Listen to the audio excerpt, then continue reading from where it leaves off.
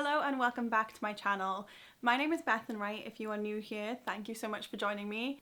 This is the place where you can find out more about building your online businesses, whether that be coaching, e-commerce or course creators.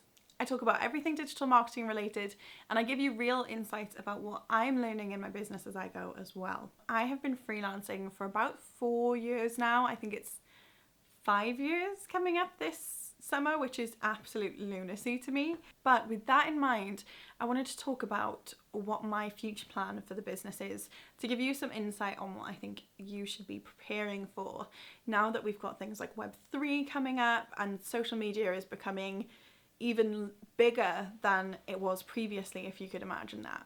In 2021, that was the first year that I went full time with my business. Previously, I had been running the business freelance when I was kind of working full time as a side hustle, and in 2020 was the first year that I was working part time to kind of develop and grow my business. Fast forward to the end of 2020 and I handed in my notice to work full time in the business in 2021. Last year was my true full year in business, where I got to experience things on a bigger level, I suppose. I was doing all of the same things, but at a bigger scale. I had more clients, I had more responsibilities, and I had more staff. So I was learning how to manage a team and how to create content for my clients. And for most of the year, we had about 15 clients onboarded at any given time, which is a lot. It is a lot of people to manage. It's a lot of people to make sure are happy. And for the most part, little old me was the account manager for many of these until our business development manager came on board and started taking on some of the onus of that. So if any clients had questions about their account, they came to me. If any clients had issues with their account, it came to me. And as we were using mostly freelancers for the majority of the year within our content creation team, it meant that I was also managing freelancers while learning to manage employees and the kind of caveats between those two things. So it was a big year of growth for me, and I am by no means complaining in any of this. It was probably one of the best years of my life, even though it was probably a really difficult one at the same time. And we were going through the global panini that we were all exposed to. It was not going away, and all of my clients were very on edge and dealing with the ramifications that had on their business. And I learned a few things that have made me want to change how the business will move forward now in 2022. The first thing being, I want to scale down the amount of clients that we have. I loved when I had 5 wonderful clients that I worked with and could be at their beck and call. Now, there's no reason why you cannot serve more customers and get bigger and grow your business to a point where you are not seeing all of the elements of the business. But that, unfortunately, is not the way I work. I'm too much of a control freak. I've decided it's quite difficult for me not to know what's going on with one of our clients. So this year, we're going to be scaling down the number of clients that we have without scaling down on revenue, which means that we're going to be charging more and kind of generating bigger packages for the clients that we're working with. Now, this is not an issue for us. Most of our clients have been with us for a long time and are kind of growing their package as they go, so they are naturally growing with us. This will mean less time output from myself.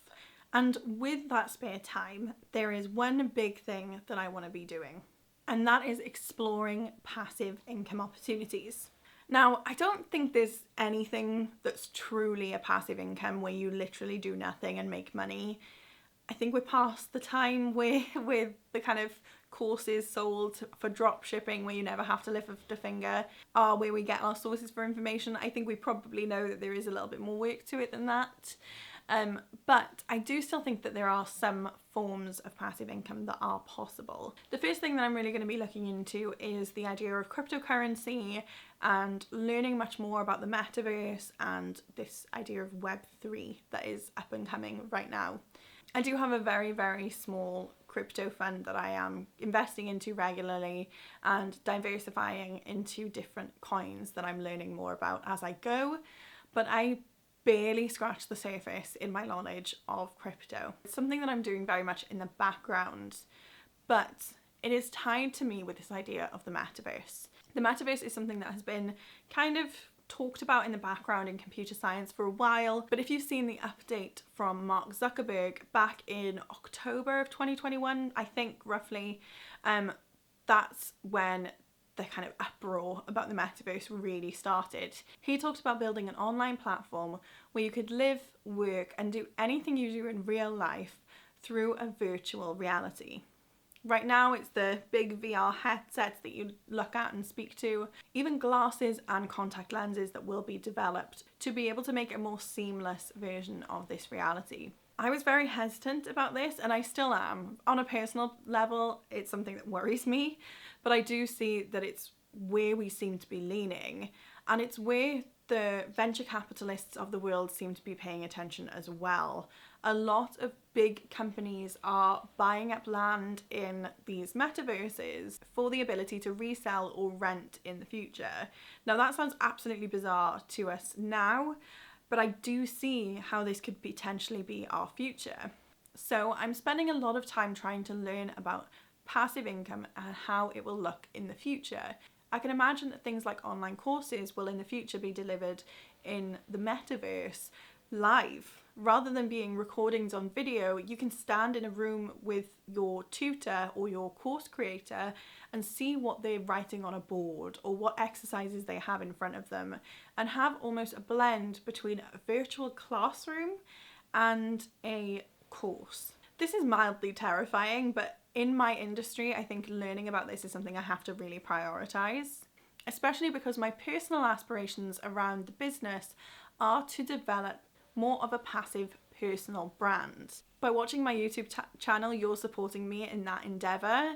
I am definitely creating more content and potentially one day monetizing some of that content. So if I'm talking about that now and what I want to be doing, I need to understand that it's going to have a lead time. It's probably going to take a couple of years for it to get up on its feet for me. And in a couple of years, we may very well be looking at this sort of thing being delivered within the metaverse. So I'm very much trying to get ahead of the curve and learn about it now so that I can implement it and be an early adapter of the platform as and when I'm able to access it.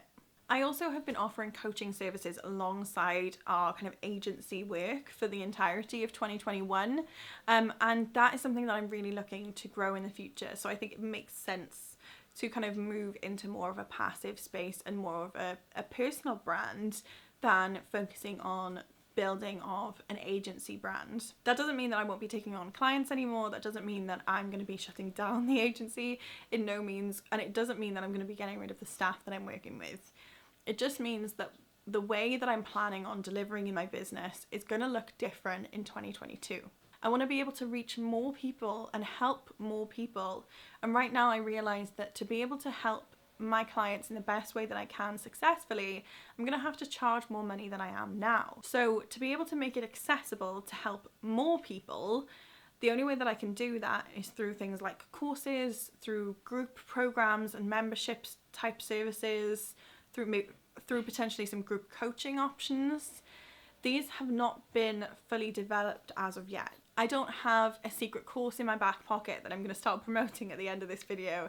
These are genuinely things that I'm theorizing and talking with you as and when they come, because I want you to be on the journey with me, especially as many of you are probably early on in that space as well. If you're watching this, you're probably a coach, an online business owner, a course creator who's going to have to learn these lessons over the next few years as well. But I want to know, if you are somebody who started off in the service-based world and are moving into more of a passive income stream, what made you make that change? What made you want to stop working with clients? Was it a particularly bad client, or was it just a change in your attitude?